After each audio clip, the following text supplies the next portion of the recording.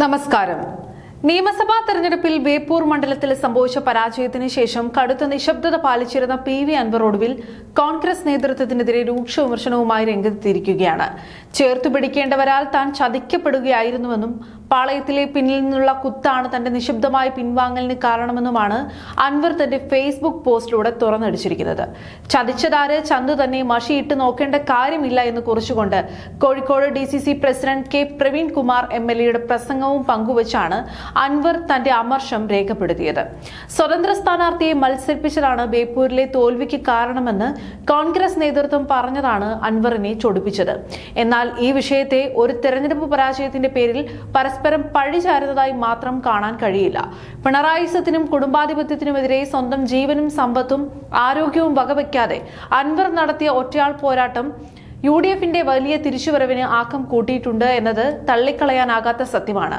UDF 102 സീറ്റുകളുടെ വമ്പൻ വിജയത്തിലേക്ക് കുതിച്ചെത്തിയപ്പോൾ അതിനു പിന്നിൽ ജനങ്ങൾക്ക് മുന്നിൽ ഭരണകൂടത്തിന്റെ മുഖംമൂടി വലിച്ചു കീറിയ അൻവറിന്റെ പ്രചാരണങ്ങൾക്ക് വലിയ പങ്കുണ്ടായിരുന്നു. സ്വന്തം സുരക്ഷിതത്വം നോക്കാതെ ഒരു രാഷ്ട്രീയ ദൗത്യമായി അതിനെ ഏറ്റെടുത്ത അൻവറിന്റെ ആത്മാർത്ഥതയെ ജനങ്ങളും ജനാധിപത്യ വിശ്വാസികളും എന്നും ബഹുമാനത്തോടെ മാത്രമേ കാണുകയുള്ളൂ.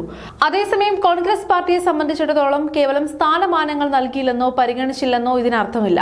ഏതൊരു രാഷ്ട്രീയ മുന്നണിയിലും ഇലക്ഷൻ ഗോതയിൽ പ്രാദേശികമായ ചില സമവാക്യങ്ങളും വോട്ട് വിഹിതത്തിലെ കണക്കുകൂട്ടലുകളും സ്വാഭാവികമാണ്. ബേപ്പൂരിൽ 7487 വോട്ടുകൾക്ക് മുഹമ്മദ് റിയാസ് ജയിച്ചു കയറിയപ്പോൾ കോൺഗ്രസിന്റെ പരമ്പരാഗത വോട്ട് ബാങ്കുകളും സംഘടനാ സംവിധാനങ്ങളും കൃത്യമായി ചലിച്ചോ എന്ന് പരിശോധിക്കേണ്ടത് പാർട്ടിയുടെ ഉത്തരവാദിത്തമാണ്.